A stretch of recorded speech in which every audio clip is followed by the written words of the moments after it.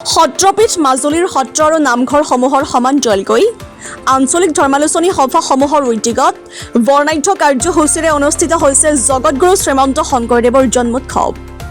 উজনি মাজুলীৰ নৱৰতনপুৰ নামঘৰত শ্ৰীৰাম ভকতি দুৱাৰ আঞ্চলিক ধৰ্মালোচনী সভাৰ ঐতিহ্যত আজিৰে পৰা তিনিদিনীয়া বৰ্ণাঢ্য কাৰ্যসূচীৰে অনুষ্ঠিত হৈছে গুৰুজনাৰ জন্মোৎসৱ।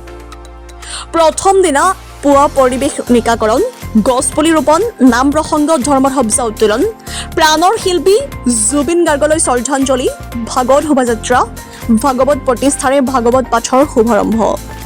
তিনিদিনীয়াকৈ ভাগৱত পাঠ আৰু শেষৰ দিনা বিয়লি ভাগত পাঠৰ সামৰণি পৰাৰ অন্তত ৰাতিলৈ গাঁৱৰ শিশু শিল্পীসকলৰ দ্বাৰা কুৰ্ম অৱতাৰ ভাওনা প্ৰদৰ্শন কৰিব। নমস্কাৰ জনাইছোঁ সকলোকে। শ্ৰীৰাম ভকতি দুৱাৰ আঞ্চলিক ধৰ্মালোচনী সভাৰ সৌজন্যত বিগত বৰ্ষসমূহৰ দৰে এই বছৰো 577 সংখ্যক গুৰুজনাৰ জন্ম জয়ন্তী ভাগ আমি উলহ মালহেৰে নৱৰতনপুৰ গাঁৱৰ ৰাইজৰ সহযোগত নৱৰতনপুৰ নামঘৰত আজি পুৱাৰ পৰা অনুষ্ঠিত হৈছে।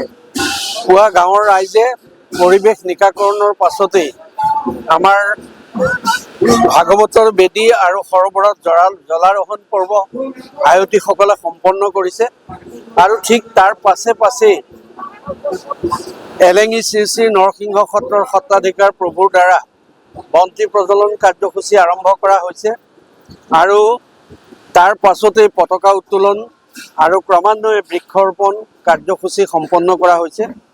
আৰু এটা সকলোৱে জ্ঞাত যে আমাৰ সকলোৰে ওপৰত এটা শোকৰ ছাঁ পৰিছে।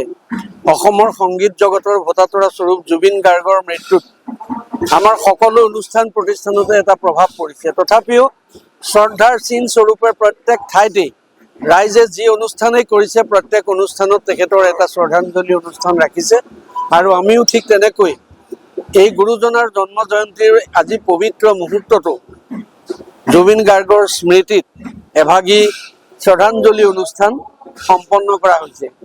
ইয়াৰ পাছতে আমাৰ ভাগৱত শোভাযাত্ৰা হৈছে, ভাগৱত লৈ কাষৰীয়া গাঁওসমূহত পৰিভ্ৰমণ কৰিছে আৰু সমান্তৰালভাৱে নাম প্ৰসংগ চলি আছে। নাম প্ৰসংগৰ পাছতেই ঠিক আমাৰ ভাগৱতৰ বেদীত ভাগৱত প্ৰতিষ্ঠা হ'ব আৰু আনুষ্ঠানিকভাৱে ভাগৱত পাঠৰ শুভাৰম্ভ হ'ব আৰু এই কাৰ্যসূচী 3 দিন একেৰাহে চলি থাকিব আৰু একেবাৰে শেষৰ দিনা এই গাঁৱৰ অৰ্থাৎ নৱৰতনপুৰ গাঁৱৰ শিশুসকলৰ দ্বাৰা কুৰ্ম অৱতাৰ এভাগী ভাওনা প্ৰদৰ্শন কৰা হ'ব। আমি গুৰুজনাৰ এই পবিত্ৰ ক্ষণত সকলোৰে প্ৰতি এটি গোহাৰি জনাম যে গুৰুজনাক বাদ দি যিহেতু অসমীয়া জাতীয় জীৱনৰ কথা চিন্তা কৰিব নোৱাৰি, অসমীয়া সমাজ সংস্কৃতি সাহিত্য সকলো দিশলৈ গুৰুজনাৰ যিমানখিনি অৱদান ধৰ্মক বাদ দিও